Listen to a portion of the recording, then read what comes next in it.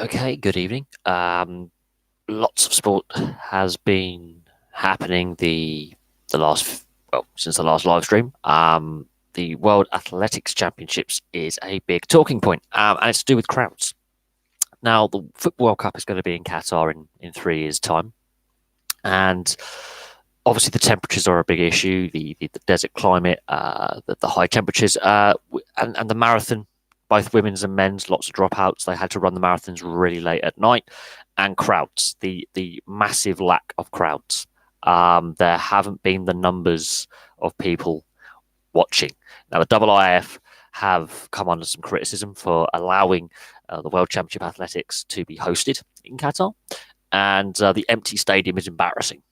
And this raises concerns about how many fans will actually want to go to Qatar in 2022 to watch the Football World Cup. So that's a big talking point on that, and I think it sums up the problem with the Arabian Peninsula holding sporting events. Like Saudi Arabia wants to do more and more of this. Qatar, Bahrain, the Emirates, Dubai, Oman, you name it. They want to host lots of these big sporting events in years to come. They're investing a lot of money to get themselves off oil and gas dependency to other industries. They want to have the sports industry as a big thing. They're buying into football teams and other sports ventures around the world. But the low crowds in Qatar tell you something. That really sums up the situation. The Rugby World Cup, consistency over the high tackle area. Uh, we've seen a wild inconsistency with the high tackle or head contacts and things like that. And the games I've watched, I've seen inconsistency not only in game but from game to game as well on the same day, in the same pool with the same referee. It doesn't matter. That's a big talking point. So, again, happy to take questions on that. Now, I haven't watched every single game, I will admit that. But the games I have seen, the inconsistency over that area from the TMO and the officials on the field is leaving me scratching my head where we go from here, especially the Australia Wales game. That is a real minefield of how they dealt with those three incidents. I've discussed that in the video that I posted. In the ice hockey, the NHL, Line and Connor have both signed for the Jets now. Thank you. Line signed a 2-year bridge contract. I think that's going to become more common with the RFA market over the next couple of years if the salary cap doesn't rise as expected. And Kyle Connor, lengthy contract tied up. I think he is going to be the face of the franchise. Line, he might not even see out that 2-year contract. We'll see. But bridge contracts could be the way to go for the RFA market unless there's discussions over the ongoing CBA, which seems very likely that there won't be a lockout or a strike. But when the next CBA gets implemented, or if they continue with it, that'll be ongoing discussions over contracts and things like that. But he's on a 2-year bridge contract. There's been things taken out of context in the media, things said in the media. So it'll be interesting to see how he performs this season. And it'll be interesting to see how Kyle Connor performs at the beginning of this season as well, because they haven't taken part in the majority of preseason. I think they've only played the last game. So that's going to be interesting to see how they get into the swing of things. Other teams in the NH have also had these similar issues with RFAs holding out until really late into the preseason. The whole Nylander situation last year and Marner this year, the Maple Leafs seem to be leading the way with RFAs and UFAs and things like that. Football, lots of stories in football. Bolton, they're still having their financial problems. Liverpool could be thrown out the League Cup. Peter Kenyon's come back with a renewed bid for Newcastle United. That's going to be interesting. I will do a separate video on that at some point. It will be interesting to see how far that bid goes. He seems really serious. This is his second bid in 6 months. He also, the other investors with him, they're also interested in sports. They know what they're doing. And Peter Kenyon's got experience in football. Mike Ashley has to leave that football club for the health of that football club at Newcastle. But this is the 4th bid now in 2 years. The club's been up for sale for nearly 3 years. Really interesting to see what happens there. NRL Grand Final was going to be between the Roosters and the Raiders, so I'm a happy Raiders fan. Also, Cooper Cronk will be playing his 9th NRL Grand Final. So that's going to be really interesting to see how he does. Even though he's on the wrong side of that debate, 9 Grand Finals in his career, that's something that I think we can definitely go, that is an exceptional career. And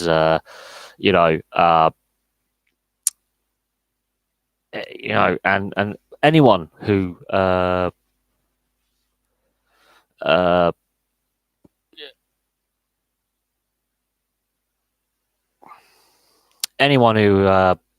can play in 9 grand finals, that's pretty mad. Can Japan win Pool A? Well, now that we've got rid of all the trolls and the morons in the chat, yes, absolutely. I don't see Samoa giving them any problems. I don't see Scotland giving them any problems. Scotland were hammered by Ireland, and that same Ireland side was comprehensively beaten by Japan. I can definitely see them winning Pool A and winning Pool A comfortably.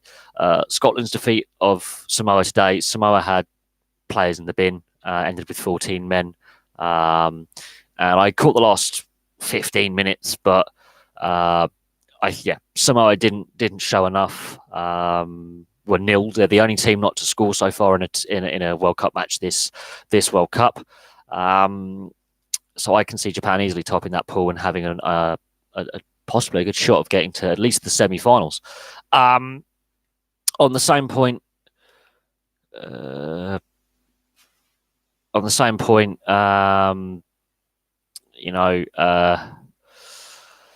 This World Cup has already thrown up a couple of shocks and also a couple of talking points. I think we can safely say that the Uruguay winning over Fiji was unexpected, although not a surprise. And we could also say that Japan winning their first 2 games, is it a surprise? I wouldn't say no. I think what we've got in this World Cup is that gap is closing between the tier 1 and tier 2 nations. And the issue, though, is the biggest issue that's come out of the World Cup has been the 4-day turnarounds for a lot of sides, especially in Pool D. That's the one I've really noticed where that is most accentuated. And we've discussed the pros and cons. Even the tier 1 nations are having these issues. It's player welfare more than anything else. It doesn't matter if you're a tier 3 nation with limited depth or a tier 1 nation with superstars like the All Blacks. It is still a player welfare issue. That is too short a turnaround to really have a guy play 2 games back to back. There's a risk of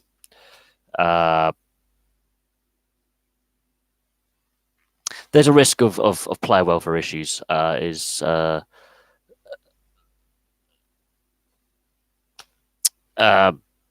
massive risk of player welfare issues, injuries. So, oh my God, how many trolls do we have to have tonight? This is really annoying. Anyone who's got a weird, stupid name, just get rid of them because it's getting stupid now. But no, the player welfare issues to do with even minor injuries becoming serious injuries. We've seen David Denton, obviously, in the last, just before the tournament, retired because of concussion. Pat Lambie, earlier this year, retired because of concussion.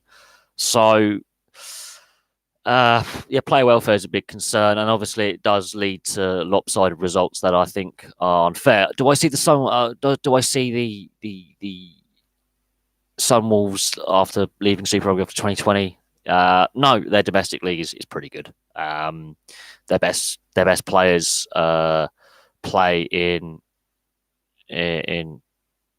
Oh my God. So many idiots in the chat. I'm giving up with this. Oh my God, you can all disappear.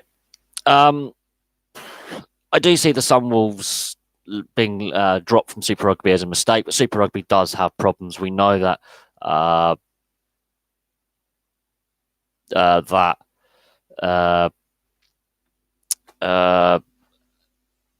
Super Rugby as a league and as a franchise-based system, there's money issues.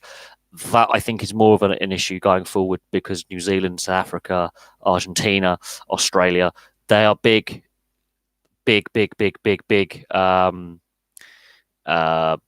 nations in the rankings, but there are financial problems down under in the Southern Hemisphere, and while Japan has the corporate backing and the corporate money, I think it was the wrong idea to get rid of the Sunwolves and not actually support them.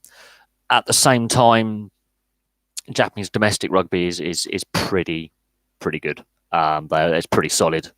If I'm brutally honest, they've got a good solid domestic league that's a decent standard, and it showed on the pitch against Ireland that they are developing players in Japan. The debate about are the overseas born players, every nation apart from I think South Africa and Namibia in this, and Uruguay and Argentina in this World Cup has got, and I think Georgia have got players born overseas who've qualified by residency in some way, shape, or form. So in that sense, in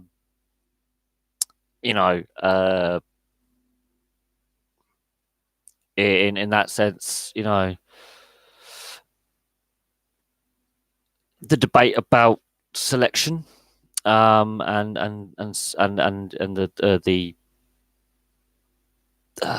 the selection criteria of how to what country you represent is a big debating point. That's not going away. We've seen it in rugby league is a similar debating point as well, where players have played for multiple countries in rugby league, and it's so easy to change your nationality and play for Tonga or Fiji or Australia or New Zealand. It was a big talking point going into the 2017 Rugby League World Cup with Fafita playing for Tonga, and it's been a big debate in this World Cup, but I don't see it as a problem. Every nation does it. The Irish, there was a guy called Ewan McKenna, who's an Irish journalist who is a very cheap hack, as I call him, and he was slagging off the Japanese for having several overseas-born players, and then I responded onto it with like, "Oh, so like your lovely Afrikaans Irish, is it then?" And he just quickly lost the argument. If the tier 1 nations are doing it, how can you not expect the tier 2 nations that have a bit of money to do it, like the USA and Canada and Japan? I think it's an interesting topic. Do I think Japan can win the pool? Yes. The way they played against Ireland, they had obviously a smaller, more mobile pack, quick defence line, and their speed of ball. I have heard. I mean, there's the debate about the TV rights with the NRL and expanding rather than relocating, because expansion brings more money in, and more teams means more money. The NRL has been as high as 20 teams in the past, so I don't see expansion as a problem. Adelaide, the NRL in Adelaide, I think that is AFL country, and the AFL has got the upper hand when it comes to audience share on TV, crowds, the way the two separate leagues are run, the two codes. It's an interesting one. It's the same in Super League here with teams at a loss. I think Toronto Wolfpack are one of the few teams that make money. Most of the owners are spending out of their pocket as a tax loss. So they get their tax rebate back. So they use it as a tax loss. They don't mind, but there's only so long you can do that before you actually start eating into your own financial. It's the South Australia. It is a rugby league city, as Adelaide, and also there's the lack of corporate money in Adelaide. Now Perth is a much faster growing city population economically in Western Australia, but there's two AFL teams already in Fremantle and Perth anyway. The NRL is on the back foot. And the way they dealt with it originally with Adelaide and Perth, they made a mess out of that, and I think they damaged the development of rugby league in those South and Western Australia. But the debate about having a second team in Brisbane, having a team in Perth, possibly having a second team in New Zealand, it's not going away. The issue is there's also been a debate having a team in Papua New Guinea, having a Pacific Island nations team based out of Fiji or Tonga that rotates. But yeah, the teams are making a loss. There is a debate about moving a team out of Sydney, but I can't see that happening because Cronulla are redeveloping their stadium, which they own. They're the only team to own their stadium. Parramatta's just got a new stadium. West Tigers now share that new stadium and now have financial stability. St George Illawarra, they're a joint venture club, so they're not going to be moved. Same as the Tigers. South Sydney and the Roosters, the Rabbitohs and the Roosters, they've got big fan bases. They're historical, and the NRL doesn't want to go back to throwing one of them out of the league after the protests to get the Rabbitohs back in the league.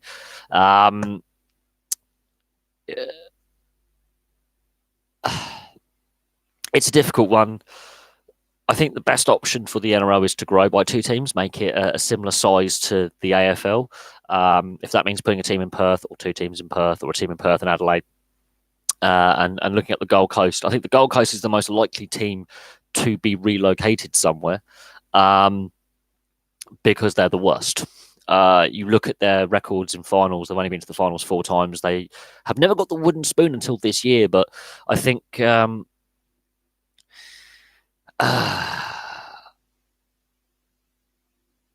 don't know.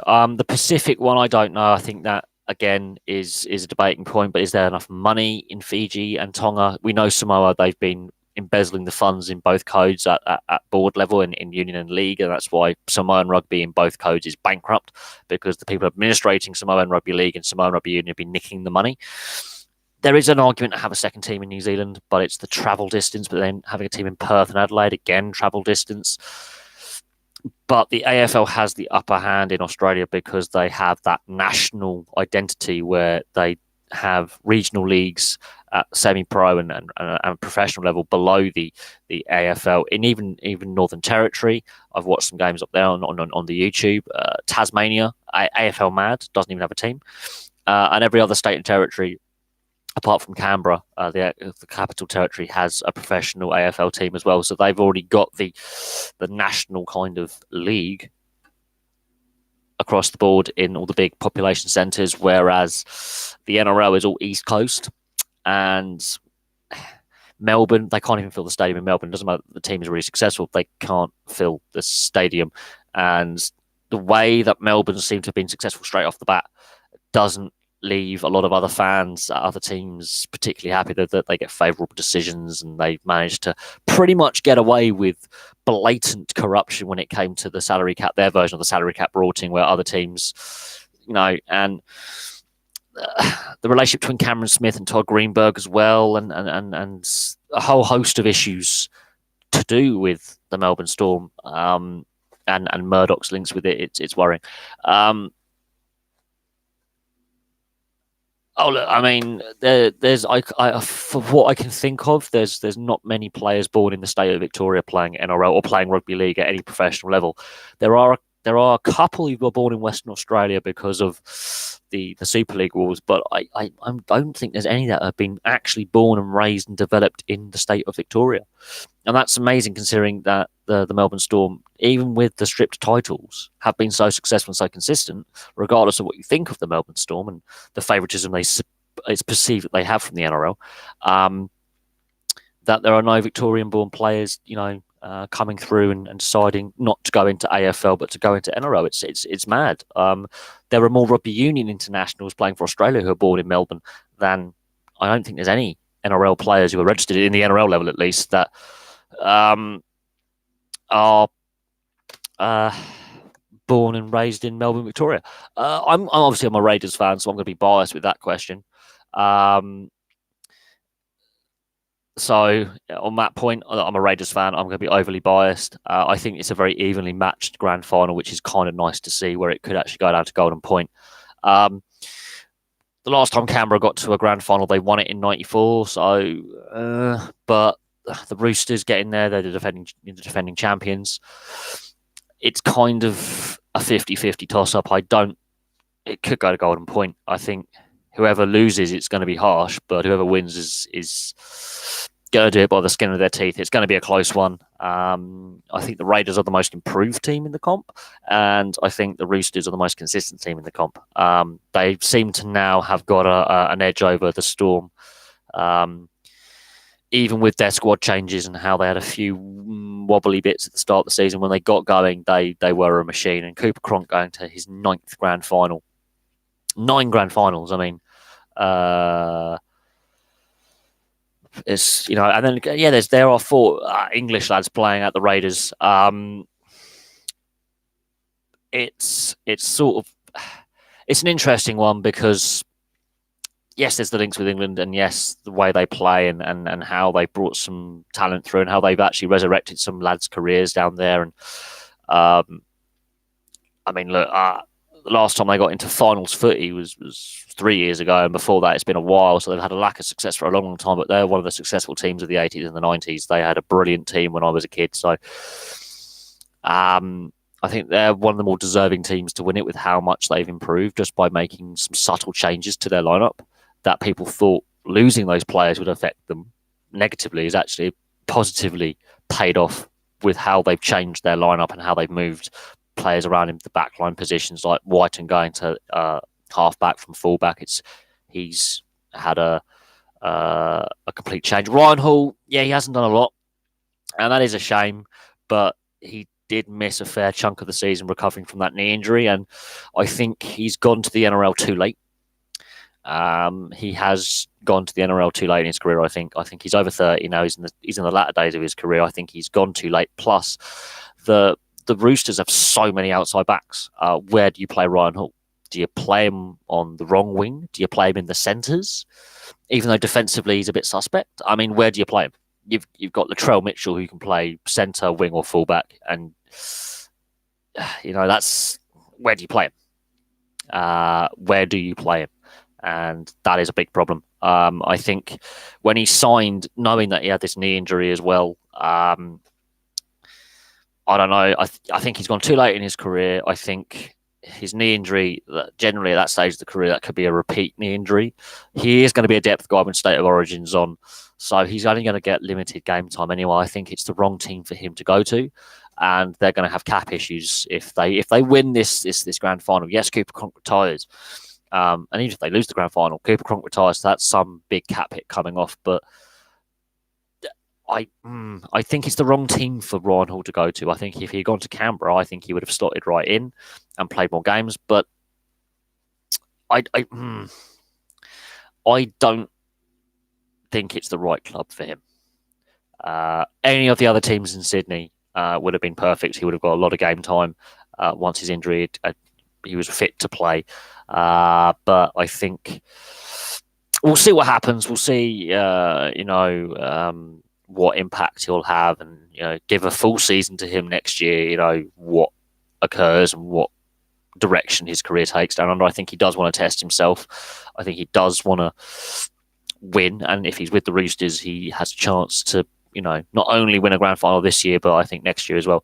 I wouldn't say less successful, but a different club. I think the Roosters, they had a very settled lineup.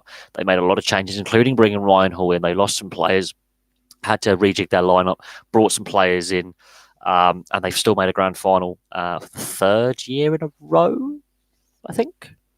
So he's still, part of, or second year in a row or something. So they've been a very consistent team for years. They've only had a few off seasons, but I think I wouldn't say a less successful team, because the only team that's really, really bad is the Titans. But he could have gone to Parramatta, he could have gone to West Tigers, he could have gone to St George, Illawarra.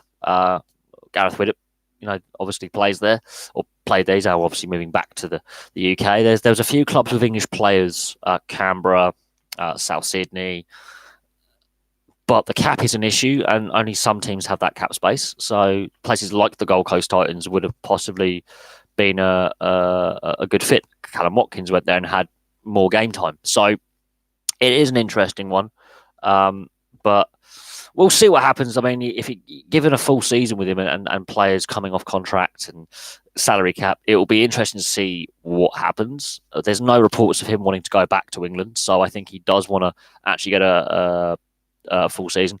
James Graham is a Dragon, yes, that would be interesting. I mean, Canterbury Bulldogs, they have a very young, inexperienced team. He could fit in beautifully with the Canterbury Bulldogs as an experienced player around some of those young kids. But at the same time, it's an interesting one. It's a good debating point. I mean, he could have gone to the North Queensland Cowboys, because they've had some big key players move on and retire in recent years. You could look at the Broncos are in a bit of a reshuffle. They're going to be moving pieces around and moving players on and wanting to rebuild. It's going to be an interesting one where he ends up, if he does stay at the Roosters, if he does come back to the UK. But I think he has gone too late in his career, or at the wrong time in his career, especially after a serious knee injury, and the Roosters were still happy to sign him.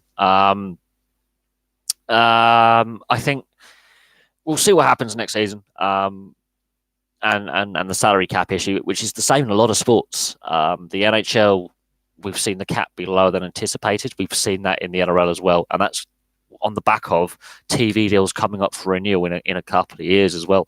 So it's going to be interesting. But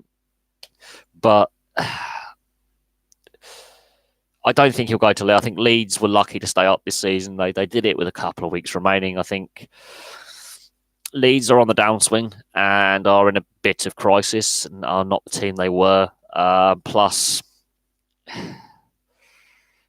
we haven't really seen a full season of Ryan Hall in the NRL, and I think that's what we want to see, is how his try-to-game ratio is in the NRL and what opportunities he gets. And I think he's gone to the wrong team. Not because the Roosters aren't a great team. I just don't think he fits that team because they have a settled lineup. They've got some real settled backs there, and he's gone too late. If he'd gone before players like Latrell Mitchell burst on the scene, absolutely he would have a position in that back line week in, week out, and they can jig the lineup to suit and have Latrell Mitchell playing at fullback rather than in the centres.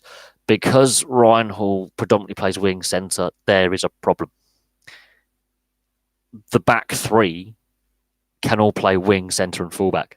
And then he is that other winger who can play centre and wing, and has actually occasionally played at fullback. Not very well, mind, but they have a settled back three, and you have to unsettle the back three to put him in. And then you have to... his tackling is just not good enough. His defensive side of the game, while he can make those tackles occasionally, he does get his awareness wrong. I've seen him being undone defensively. He's better in attack as a ball carrier. Defensively, he's suspect. And I think that's another issue to his game, where, again, when you have a player like Latrell Mitchell who can make those man and ball strip tackles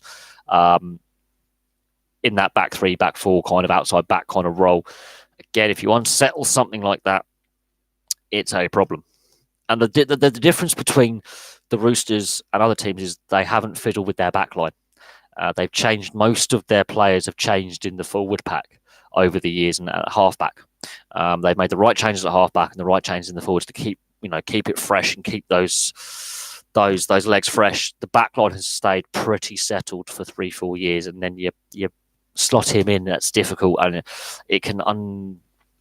it hasn't affected the Roosters getting to the grand final, but I think his career itself, I think he should have gone to another club. But that's looking at a very limited sample of work, and also the fact that a lot of the players that he's competing for a place for have also stayed fit and kept form. If players were getting injured, then yeah, absolutely, throw him in.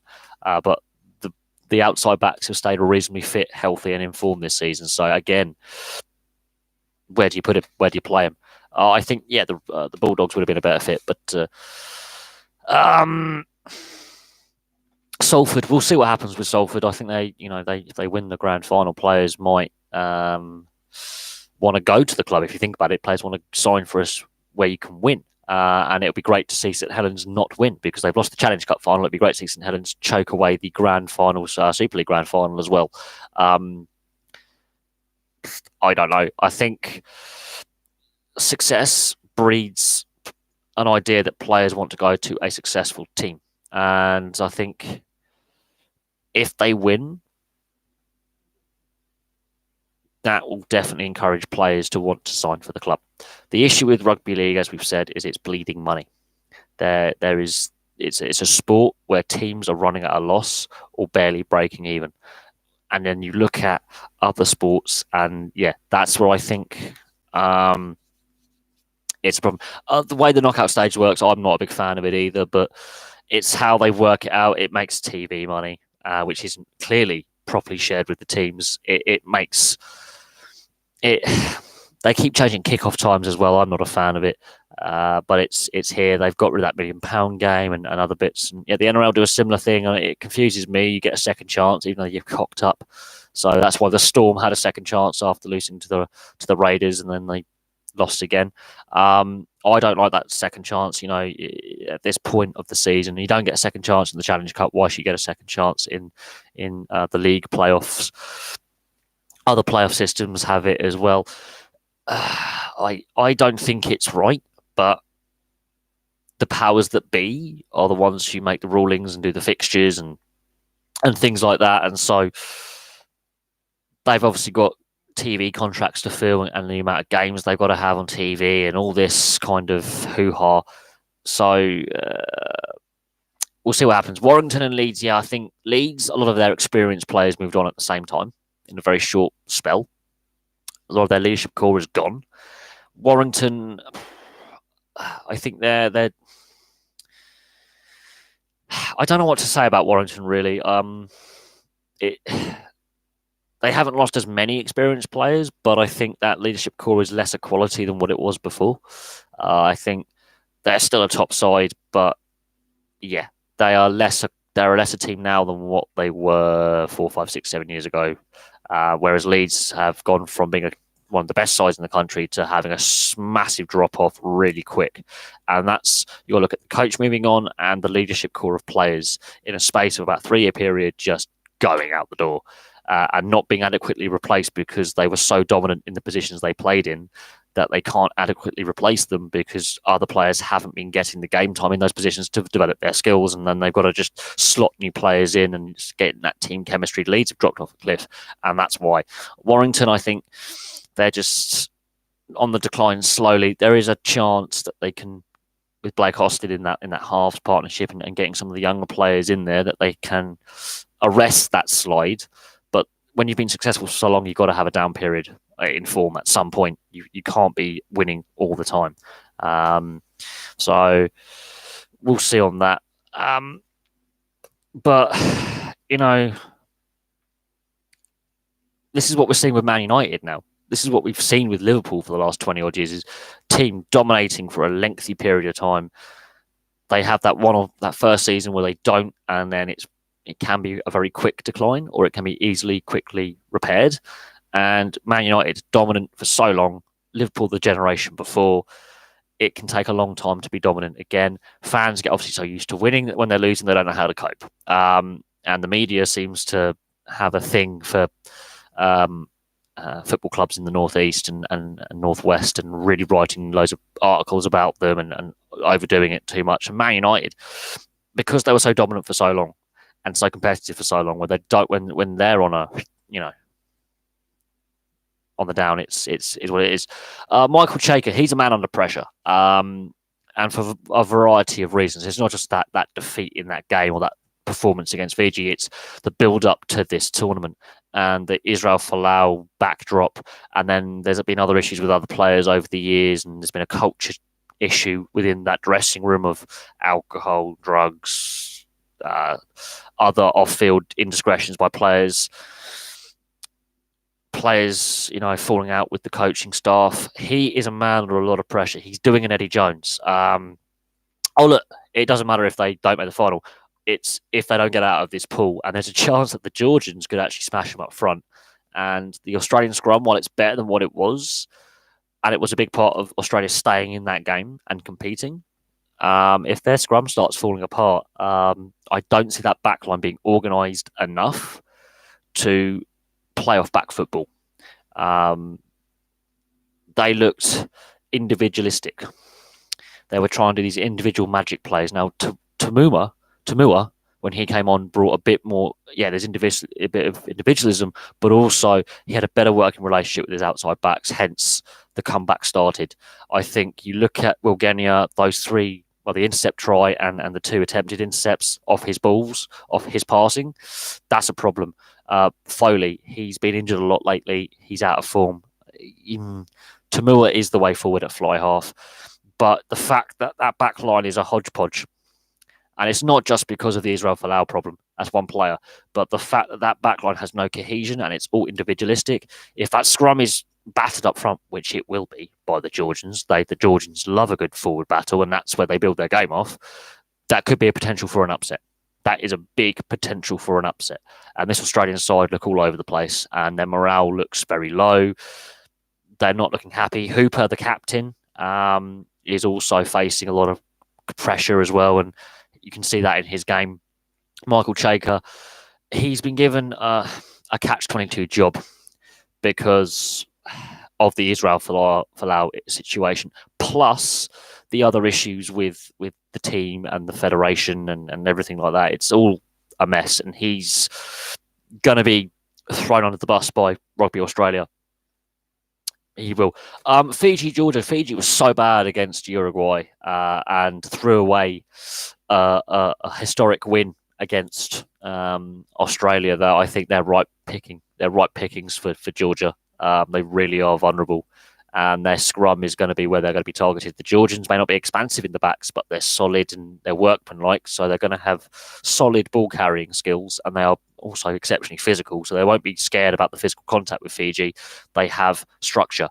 Fiji, it is anyone's guess what's going to turn up, but how they've played that first 60 minutes against Australia, they've lost that. Losing that game did them for Uruguay as well. But Georgia have got a short turnaround, and I've mentioned the short turnarounds and how, especially in this particular pool, that is accentuated because you really see it.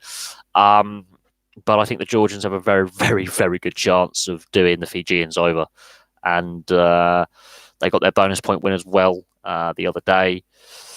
It's going to be interesting to see how Fiji respond to two defeats: a defeat in a game they should have won against Australia, and a defeat against a team they should have beaten against Uruguay. That is interesting. The Israel Folau thing with the Tonga situation, the Prime Minister of Tonga, so now it's getting political in more than one country now. Obviously, it's been a big political issue in Australia. It's also getting political in Tonga. He's not happy with Israel Folau being sort of in the limelight to get in that Tongan side because of the controversy surrounding what's going on. And Tonga is a very religious country. They're very Christian, they're very religious. But I think the politicians realise the damage that this controversy is causing, not only in Australia, but also in Tonga. It's putting a lot of spotlight on the Pacific nations and their views on certain things and certain communities. The two major leagues, the NRL and Super League, have said no. The Australian Rugby League Commission, which is basically alongside the RFL, the lawmakers of the game of rugby league when it comes to international level, have said no. The Tongan Rugby League have said we want him to play. I don't know. It's getting political, which is an issue. It's interesting. Rugby Union has basically put its hand up and say, we don't want you in this sport. We want to be seen as a progressive sport for all.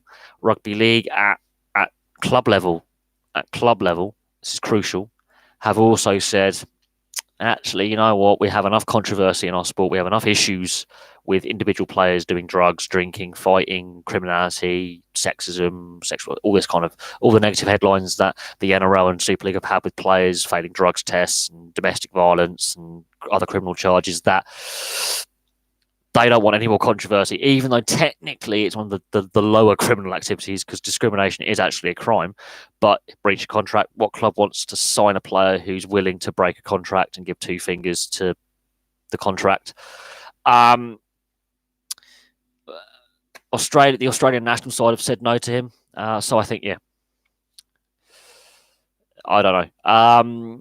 Could Japan compete in the Rugby Championship? It will be interesting adding them. I think Australia and Argentina would definitely. They've already beaten South Africa. I think, yeah, Australia and Argentina are definitely beatable at the moment. Argentina only won one game in 10, and Australia are all over the place as well. So, yeah, you could definitely add Japan to the Rugby Championship as it currently stands with how they're playing. But at the same time, this is a tournament that happens every 4 years. There are some of these players that will be retiring at the end of the tournament. I think one of their second rows is 38 years old, and this is possibly some of his last ever internationals. It will be interesting to see, yeah, the development of some of their youth development. You've got to see some of their youth players in the under-20s championship. They are scoring tries for fun. They're playing really well, and their form is really good. So, yeah, I do think Japan are eventually going to get into the Rugby Championship. It's but at the same time, we've got to just get this World Cup out of the way. There's a lot of issues with international rugby union and club rugby union financially, and that's got to be discussed. I wouldn't say it's going to be Japan's high point, but discussing changing international championships because they also play the Pacific Nations Championship as well, and that actually helps give some of their fringe players game time, and also I think helps with player development. That's already on the international calendar, and that means rejigging the international calendar as well, which has already caused a lot of upset with the plans for World Rugby before this World Cup being dropped and teams threatening to boycott and all that. I think Japan are basically a tier one nation. The USA financially are a tier one nation. I think they're the ones that are going to take that step first because they have the financial corporate backing. Teams like Georgia and Fiji and Tonga, while they can win games, and we know they can beat tier one nations, finances, that's what's holding them back. But we'll see what happens at this point. Let's just enjoy the World Cup. If Japan win the pool, that's brilliant. We want to see the hosts do well. Only one host nation has failed to get out the group stage, and that was England 4 years ago. So I think Japan are in a prime position to get out their pool stage and go into the knockout stages and really grow the game in Asia, which I think is the entire point of this World Cup. The conditions are also having a massive impact. The Japanese players can play in these conditions. Look, Italy are having their best World Cup ever as well. They've had 2 record wins, so Italy are doing quite well, and they have a chance of beating South Africa as well, which could help them get out of the pool. So, look, there's 2 teams in that pool that are having their best World Cups ever with performances. South Africa do look vulnerable. The All Blacks at times actually have looked vulnerable to scoring tries, and it'd be really interesting to see, how Japan and the All Blacks face up, because that will be. If Japan were to play the All Blacks, that would be a fun game to watch, but they're in different pools. So, but I think I will say this: it's all say, that's tier 1 nation, tier 2, tier 3. I think we need to get rid of that tier status. To be honest, I think that's what World Rugby wanted to do, and be more like FIFA. Rugby Union has this weird qualification for the World Cup where if you finish in the top 3 in your pool, you don't have to qualify. Maybe they need to change how qualification happens and things like that. But the traditionalists who have obviously allowed the game to become professional want to keep the Six Nations, the Rugby Championship, and things like that. They've been going for 100 plus years. They don't want to give up some of the traditional side of the game. So, it's going to be an interesting one. And yeah, Japan could meet South Africa in the quarters, and that'd be really fun because that is now a clash of in vital proportions. Plus, Italy have beaten South Africa as well, so it all throws things up in the air. The World Cup. I mean, Japan and Italy are having their best World Cups ever so far. They're getting bonus point wins. They're getting record wins. They're beating higher tiered nations, higher ranked nations, and you can look at it and go, great. And that's what the game needs. I think the All Blacks do look beatable. I'm putting that out there. The All Blacks look beatable. The way the South Africans, apart from that 7-minute spell, they actually had the All Blacks having to think. And the All Blacks had to think to get out of trouble, which is the sign of a good side. And I've been criticised for my views on that game, but no, the All Blacks it wasn't South Africa grinding out a gracious loss. It was South Africa forcing New Zealand to think. And they've used that game plan in the last 2 years and have beaten and drawn with the All Blacks as well. And have shown, especially in the Rugby Championship last year, how vulnerable the All Blacks can be when you do that kind of game plan.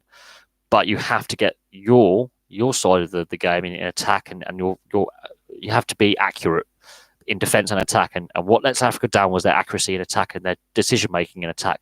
If Pollard had gone for the corner rather than posts, that would have been a try, and then the All Blacks really have to think, crikey, we're being nilled, we're behind, and we can't get out of our 22.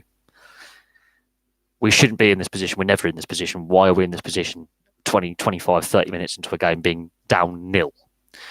And they went for the post and they missed. And that's where it started to change the momentum. Little things like that. Have to clerk with that over forcing the pass as well leads to a try. The second try, South Africa have had their implosion and they think their game plan's failed. It hasn't.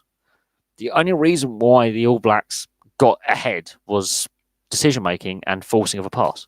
Otherwise, South Africa had them. They had them. I honestly believe that. But of course, Kiwis and also Welsh fans can't take criticism, so we'll move on from that. The World Cup, I mean, look, the goal is there's going to be a pro South American league involving Brazil, Uruguay, and I think Argentina get another team as well, and Chile. So they're growing the game professionally in South America. The Uruguayans have proved in the American Rugby Championship that they are, for me, the best team of this tier two American nations of North and South. At the end of the day, though, professionalism hasn't had all the benefits it should have had, and we are seeing a lot of financial problems at the club level and at union level. So, debating pro and semi-pro and amateur, that's another debate for another day. But the financial issues within World Rugby are there, and they were trying to change the international calendar to look like what FIFA has. And the unions wouldn't get on board, and rightly so. There were too many holes in that plan, and it did not look right. It just wouldn't have worked.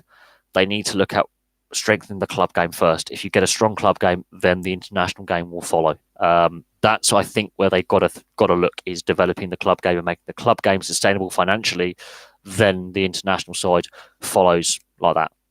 If you do not have a stable financial platform and a stable club game professionally, which is drawing crowds, making money, turnover, then you can't have the international game to follow. You can't go from the top bottom. You've got to go from the bottom up. That means grassroots, amateur, semi-pro, professional, international. You can't do it the other way around. And that's where rugby's been doing it since '95, is from the top down. They need to go from the bottom up. Same with cricket. I think cricket's getting itself in a mess as well by focusing mostly on the international side of the game and those big T20 tournaments, and not focusing on domestic leagues. That's the bread and butter. So the county championship has been left to rot, whereas the IPL and the other T20 competitions get all the limelight, and the one day and the international game gets the limelight. The club domestic professional league doesn't. Look, yeah. I mean, you've got the Pro 14. It's not the Pro 12 anymore. It's the Pro 14 with the two South African teams in there. There is international leagues, but you need domestic leagues. To be honest, you need domestic leagues for each country that are professional. Pan national leagues are the ones that have the money problems. You look at the Premiership and the top 14, less money issues. When you have cross-continental leagues, there are money problems. Now, Major League Rugby is the US and Canada, and so far, so good. It seems to be working. We'll see long term how the Major League Rugby is sustainable, but it has corporate backing, and that's what you need. And it has that franchise system. So if a team is struggling in one location, just move it to a location where it can be financially viable. The franchise system does work. It's different to the club system, but it does work. And the quality of rugby that I saw the last season was actually pretty good for the level that they're playing. And they're getting some big name European players coming over. Like they've got Foden. He's gone there. Played really well. You've got some ex-Test players who are ex-Wallabies, English, French, some ex-All Blacks in there, South Africans, other internationals who play for a variety of countries, and you're getting Mathieu Bastareaud this coming season. So big name, high-profile players have gone over there. And yeah, you can call it a high-profile players' retirement home if you want, but to have that kind of player who's still got a good 4 or 5 years possibly of a career left going over there to play is a massive shot in the arm for developing the game in North America. But I think we've discussed Scotland and the lack of top tier professionalism, whereas Ireland, similar population size, has double the teams. And is developing more players and is more successful. It's a no-brainer. There's a reason why Italy had peaked in the early 2000s and they flatlined and have sort of wobbled up and down the last few years. It's, again, the top tier two teams. Below that, the domestic league has dropped in quality. It's a no-brainer. So I don't know where you go really, but money in Scotland's an issue. Scotland is not the wealthiest part of the world outside of Glasgow and Edinburgh and some of the other big towns. It's not the wealthiest part of the world. Some of the smaller towns struggle financially with employment and corporate investment and higher infrastructure investment. And yeah, there are areas. With money issues. Argentina only has the one professional team, and that's the Jaguares. So yeah, well, I think Scottish, Italian, and Argentinian players are going to have to play outside of domestic country of origin. They're going to that's what they've been doing for years. Um, Whereas a lot of test nations are saying you've got to be based in your home country at tier one level because of the centralised contracts. These countries, Argentina's having that debate, but Scotland and Italy cannot afford to do that. Some of their top players play outside of Italy and Scotland. It's the only way that they can actually afford things. And this is the money side of the sport having problems. And the professionalism hasn't worked as well as it should have. Is the basic principle of what I'm getting at. Professionalism hasn't worked as well as it should have because they've gone from the top down rather than the bottom up. Rather than starting at the bottom in the grassroots and the club game, they've gone the other way around and sort of bottom down. And now they're trying to be. The plan was to be like FIFA with the international calendar, but they haven't looked at the professional club game. And that is the issue. And I think that's where you build a strong international game is at club level. And you can see that with Italy and Scotland. I think Italy in the early 2000s were a really good side. And then their club game issues really kicked in. But the Italian clubs in the Pro 14 are actually a lot better now than what they were. And ironically, the Scottish clubs, Edinburgh and Glasgow, are pretty good as well. Zebre and Treviso are pretty. They're solid too. These are four solid teams. They are very solid teams, very competitive. And Treviso made the Pro 14 final.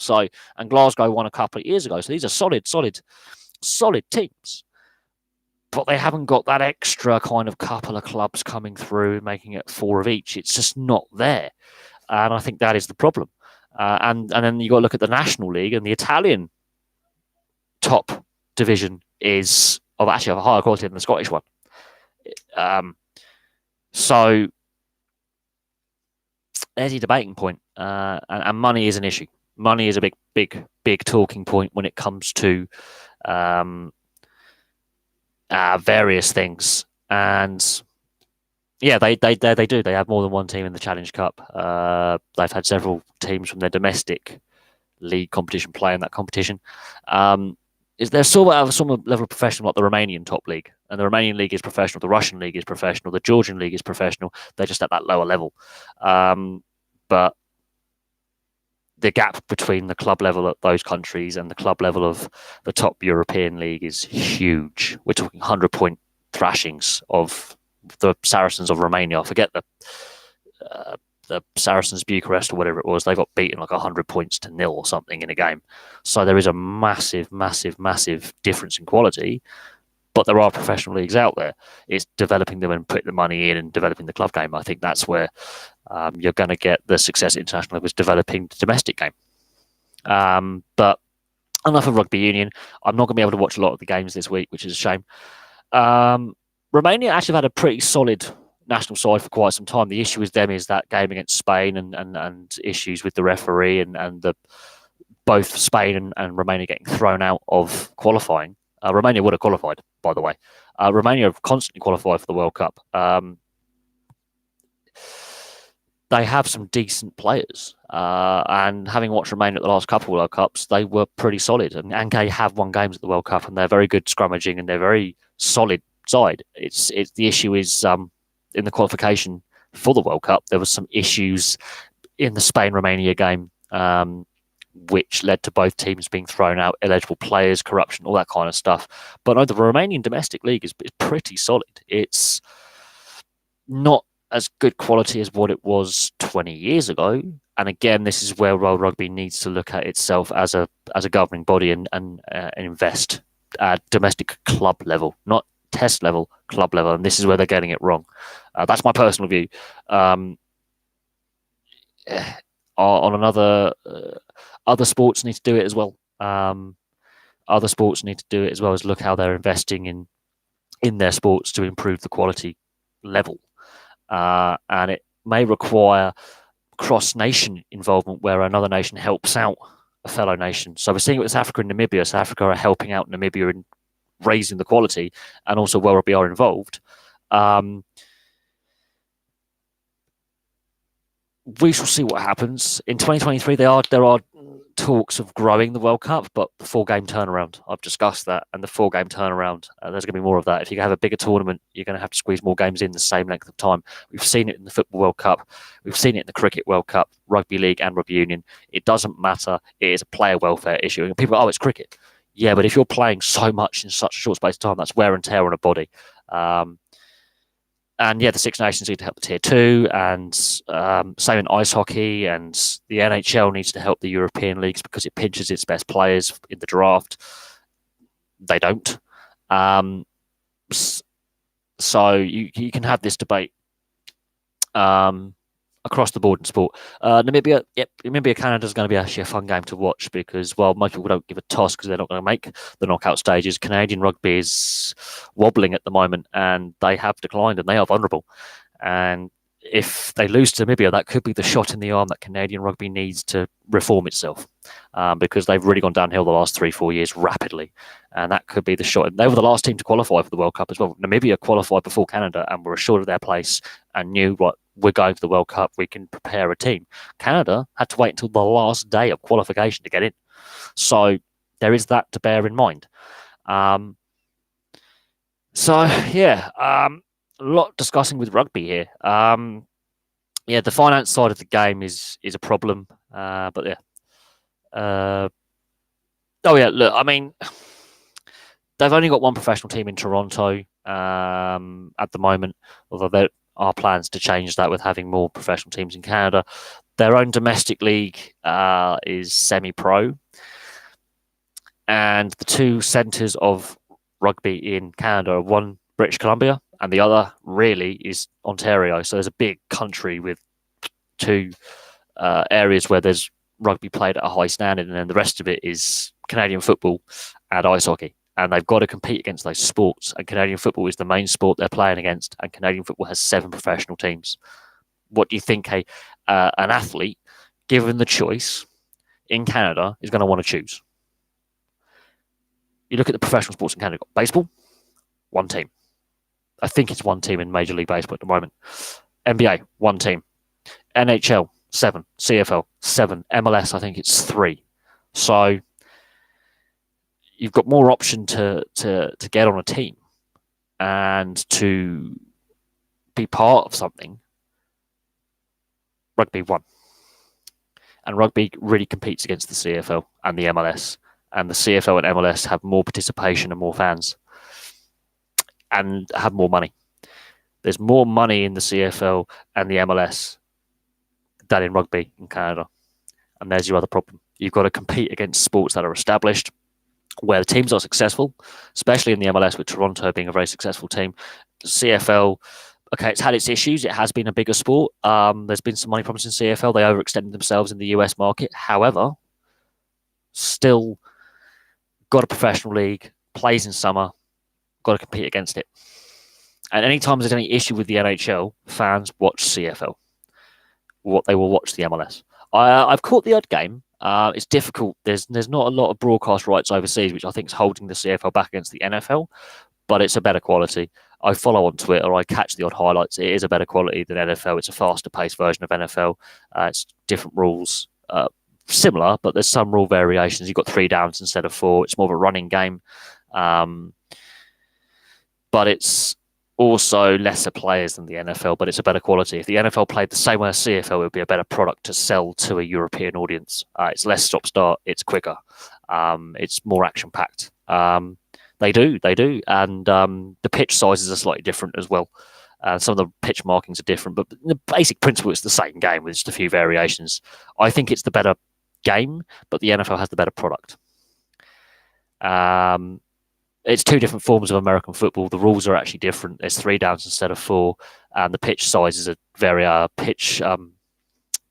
dimensions are different. So you can't have a CFL NFL Super Cup because they technically are two different sports. No, I'm not American, and I want to be American. Don't like America. Moving on from that. But yeah, so you got that to consider. People are surprised that I like the NHL and CFL, and I'm not Canadian. It's mad. It's mad. But yeah, so you got that to consider. That the CFL is actually a difference to the NFL. There's different rules, different pitch dimensions, different number of downs. It's a different style of American football. It's just a quicker, faster paced version that, if you had the marketing and PR to go with it, would actually be a far better quality product. But there you go. Oh yeah, I've gone through the different codes of football on a video. I've gone through them. So yeah, I've actually gone through the different codes of football and worked. I've got Gaelic, Australian Association, Union, League, all sorts. So, football, cricket, and darts. No, we've got rugby union. We came up with that, and rugby league. Technically, we invented ice hockey as well. We've got shinty if you want to be Scottish and Gaelic about it. You've got a whole variety of sports that you could really get enjoyed and enjoy. But no, I think at the moment that sport is in the talking point. I want to go back to my initial point. I want to finish on this. The World Athletics Championships in Doha, they're having to races at night, past midnight, which is affecting the athletes with jet lag and acclimatization. The stadium is half empty, well, sometimes completely empty. There are questions being aimed at the IIF, the International Athletics Federation, whatever it is, about why they granted Doha the rights for this tournament. And it raises questions about how the World Cup stadiums are going to look and how they're going to be playing games in the World Cup in 3 years' time, football, because they can't even fill an athletic stadium. That's one stadium. Oh, God. A third of the women's competitors didn't finish. A quarter of the men's competitors didn't finish. The 50K walk, a third of them. The 50K walk, that is an event, and that is an endurance event, and a third of those competitors in both women's and men's failed to finish. Some of the times are slower than world leading times that you would generally have in athletics at this time of the year in September. There are issues with athlete welfare, absolutely, and fans aren't turning up. And this is a concern going into the World Cup in 3 years' time. And the Arabian Peninsula, Saudi Arabia, UAE, Qatar, Bahrain, Oman, they want to have a lot of these sporting events, get their dependency off oil and gas and go into other industries, and sport is one of them. Raises questions, though, about why Qatar got the Football World Cup, looking at this event and how athletes are struggling. And it raises questions about motorsport and boxing and other sports where there is physical exertion on the athlete. It is a concern that about a third of competitors are failing to finish their events or struggling with, at least having a decent time in some of these events. The endurance events, especially, fans not in the stadium. And so that's going to rumble on, and the fallout is going to be big. A lot of ex-athletes who are in the media now, both British media and world media, are criticising the athletics governing body for allowing this event to be given to Qatar. The organisers have been criticised. The stadium itself is a beautiful stadium. I have no doubt it's a fantastic venue. But you have to look at the athlete welfare. You have to look at the fact that even at midnight, it's still 20 odd plus degrees. It's going through a humid part of the climate out there, because normally deserts get very, very cold at night, but the heat's been retained because it's that time of year where it's actually warmer and more humid, because the monsoon in India, it does actually come up the Persian Gulf as well, and it leads to, this is the time of year where it can actually rain, just that little bit in the desert. So climatically, it's the wrong time of year to even have the event in Qatar. And guess what? Climatically, in 3 years' time, when they're playing the Football World Cup at this time of year, again, the humidity is going to be a problem. You cannot play matches in the day. It's too hot, it's too dry, and at night it gets a bit humid, with the fact that climatically in this part of the world, this is where most of the rain comes from. And when it rains out in the Arabian Peninsula, it doesn't just drizzle a little bit or be a bit misty or a bit dewy on the ground. It will chuck it down flash flood style. And again, questions have to be asked of the athletics governing body and the IIF And the fact that stadium is empty, no fans are turning up, athletes are struggling to complete events and collapsing and being seriously ill, and criticisms from ex-athletes, be it coaches, media, athletes themselves as experts on athletics are going, no. And yeah, you have to ask. They've gone after the money. It's a money issue. It's a corporate thing. We know why they got the World Cup: corruption. It should never have gone there. But the Arabian nations want to be seen as more modern, more Western, even though they have a terrible human rights record. And you look at it, and yeah, there's the criticisms of and it's embarrassing watching live sport with no one in the stadium. It is utterly embarrassing. And you can see this as a test event for the World Cup. And if this is what it looks like for a major international sporting event, and I know the World Championship of Athletics isn't the Olympics, but it's still, for these athletes, the next best thing. It's like getting a gold medal at the World Championships is second place to get a gold medal at the Olympics. It's still one of the top events they want to break records in. Usain Bolt has broken many of his world records at the World Championships, not at the Olympics. It's still a thing. And yet now bigger things like boxing and things like that, where you have the ring girls not allowed. Women can't be that scantily dressed in Saudi Arabia. You have to be respectful. The rights for women in these countries are limited. The rights of minorities in these countries are restricted. Human rights records. The people who built these stadiums have been treated abysmally. Guest workers. And this is a test event for the World Cup in a sense, for organisation. While the stadium is stunning and the facilities are beautiful, no one's in there. And I think this is what a lot of the critics of having the World Cup in Qatar will go, well, look at the stadiums, they're going to be empty. And the World Championship of Athletics has summed that up. And Ruiz Jr. has said he didn't want to fight in Saudi Arabia. He wanted to have a rematch, not in Saudi Arabia. And Eddie Hearn, that greasy, slimy bastard, has gone, no, we've got to have the boxing match in Saudi Arabia because of money. And I think, yeah, this is where there's too much money in some sports, and there is corruption, and there is doping, and there is human rights abuses for the stadium workers. And we are standing back and doing nothing and allowing it to continue because the corporations have the money and the governing bodies are chasing the money. And the athletes don't want to go there. The athletes have raised concerns time and time again. And it is what it is. But I'm going to have to leave that there because food is ready and I need dinner. And I'm going to leave that there. Thank you very much for all your questions. It was a pity we had so many idiots in the chat tonight, but it happens on a regular, frequent basis. Yeah, I thought sport was all about all the athletes and the fans, but not anymore. Don't believe that anymore. It's no longer about the athletes competing and wanting to win and the fans enjoying themselves and seeing some really, really great quality sport. It's about the money now.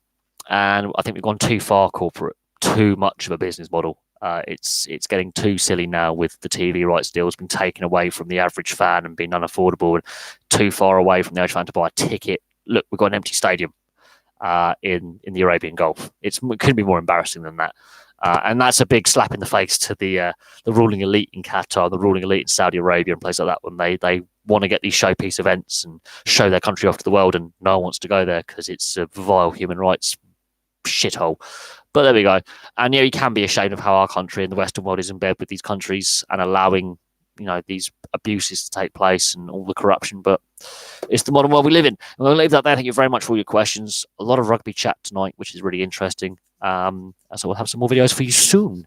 And I'll do some more videos on players' careers and club histories coming up as well, because I've not done them for a while and they're kind of fun. Also on the other channel, I'll be doing a review of Gears 5 and a review of a few films that I bought recently. So there'll be some video game and film reviews on the History Boffin coming up within the next couple of weeks as well. But for now, thank you very much for watching and good night.